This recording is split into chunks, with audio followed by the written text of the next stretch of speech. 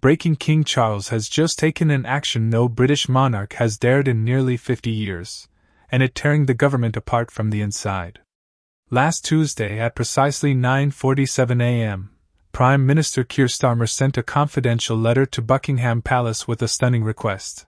He urged the King to suspend all public appearances in London for 3 months, citing security concerns tied to Labour reform agenda. But when Charles read that letter, he did the exact opposite. Within 2 hours he scheduled 5 new London engagements, including a surprise visit with veterans in the East End. That single move has triggered the fiercest royal versus government clash since the abdication crisis. And here why it matters. Leaked Labour documents, published by The Telegraph on Wednesday, revealed the real motive behind Starmer's letter. One internal memo admitted that royal appearances were fueling nationalist sentiment. That weakened Labour messaging. In plain terms, the King's popularity was becoming a political problem.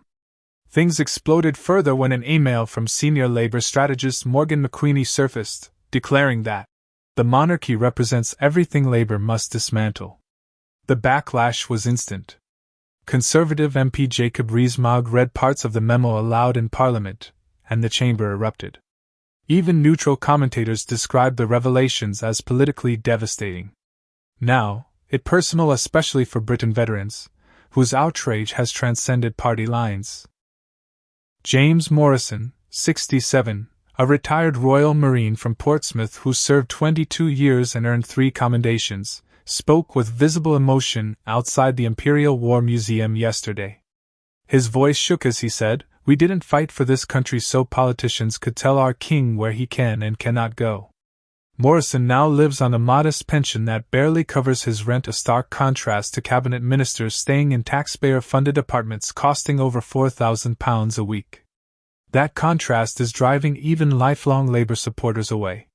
Patricia Hughes, a retired voter from Durham, put it bluntly, "I've voted Labour all my life, but this attack on our monarchy is unforgivable.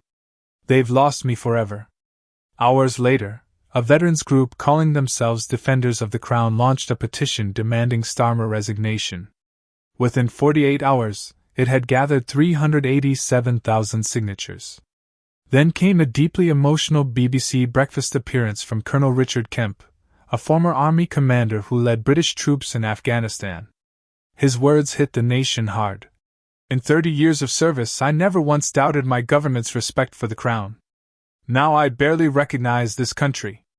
The clip went viral, viewed over 2 million times. That same day, King Charles shattered royal protocol.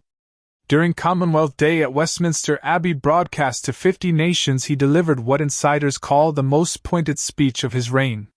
With calm authority, he said, "Service to this nation is not a privilege granted by politicians.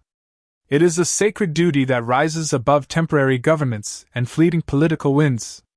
Those who serve understand this. Those who seek only power never will." The Abbey fell silent. Charles never mentioned Starmer by name, but he didn't need to.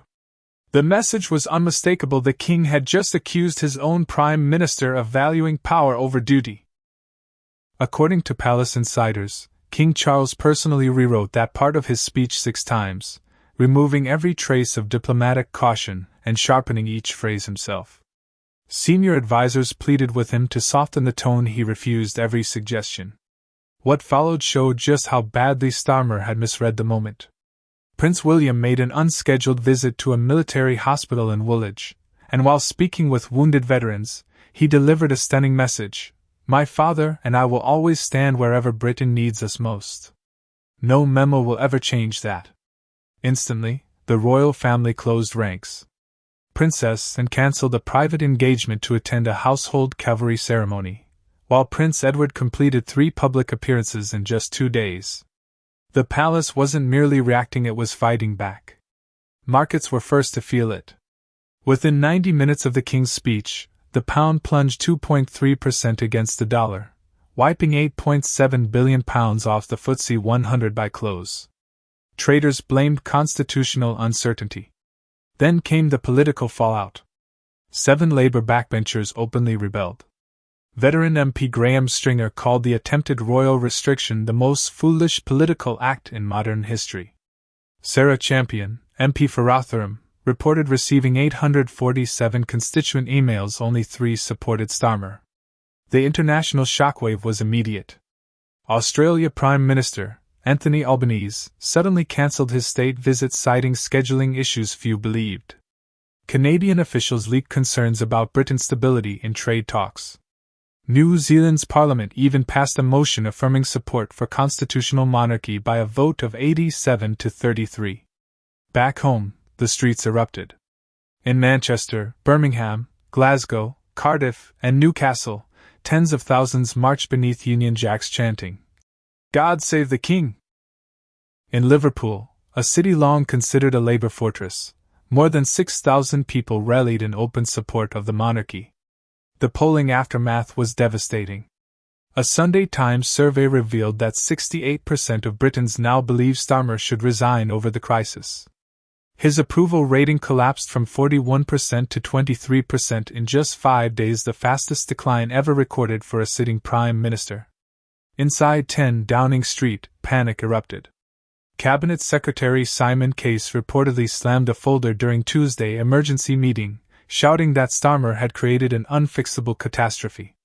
Deputy Prime Minister Angela Rayner was overheard muttering, "Loyalty has limits, and we've reached them." Secret WhatsApp groups called Last Stand are now filled with talk of replacing Starmer before he takes the party down with him. Foreign Secretary David Lammy appeared visibly shaken during Thursday's press conference, while Defense Secretary John Healey has stopped defending Starmer altogether. 3 junior ministers have prepared resignation letters, waiting for the right moment. Sources inside government describe the Prime Minister as paranoid and isolated, convinced everyone around him is plotting, and they probably are. Chancellor Rachel Reeves quietly hosted 10 senior MPs at her Notting Hill townhouse Wednesday night. No official agenda was released, but it's clear what was discussed. Reeves is positioning herself as the unity candidate, someone who can calm the chaos and personally apologize to the King once she takes over. Meanwhile, Education Secretary Bridget Phillipson has stopped attending cabinet meetings, citing an illness few believe, and Home Secretary Yvette Cooper was seen slipping out a side door of Parliament after a late-night meeting with 6 rebel MPs. The plotting is now out in the open. Then came the final blow. Leaked cabinet papers obtained by The Times showed Starmer had been repeatedly warned this would backfire. Policy Director Clara Ainsley's 9-page memo detailed how public opinion, legal experts, and even Labour loyalists would turn on him. Starmer reported response: "The monarchy needs to understand who's really in charge here." If genuine, those words confirm that Starmer picked this fight knowing full well it could harm Britain. He gambled on control and lost it all. Meanwhile, Conservative leader Rishi Sunak is seizing the chaos, casting himself as the voice of constitutional steadiness. During Prime Minister's questions, he didn't attack Starmer directly.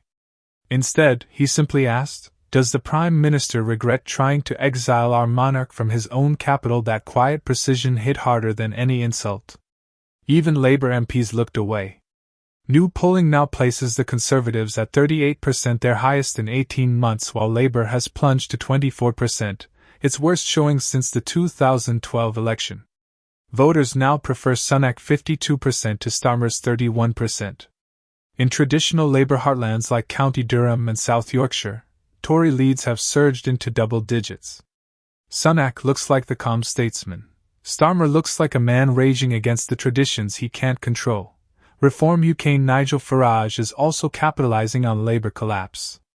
At a rally in Stoke-on-Trent, more than 4,000 supporters chanted, "God save the King" for 5 straight minutes.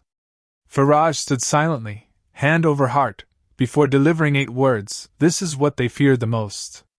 His party website crashed twice as membership applications spiked, and polls now show Reform gaining traction in 43 constituencies, mostly Labour-held seats. Farage is no longer a protest vote, he's a real threat to both major parties. The next 72 hours will decide everything. Parliament reconvenes Monday, where Starmer faces a full-scale rebellion from his own MPs. King Charles has scheduled another London appearance on Wednesday, a direct challenge the Prime Minister cannot block. On Thursday, Labour's National Executive Committee meets to weigh his leadership. 3 cabinet ministers are reportedly prepared to resign simultaneously if he refuses to issue a public, unconditional apology to the king. The question now isn't if Starmer falls, but how far and whether he drags Labour down with him. Britain is witnessing a Prime Minister at war with an institution that has endured empires, wars, and revolutions. At the centre stands Starmer, isolated, defiant, and finished. So what happens next? Does he step down before he forced out, or will Labour revolt first? Did the Prime Minister just commit the greatest political miscalculation in modern British history? Tell us your view below. We're watching closely because understanding this moment means understanding the nation itself.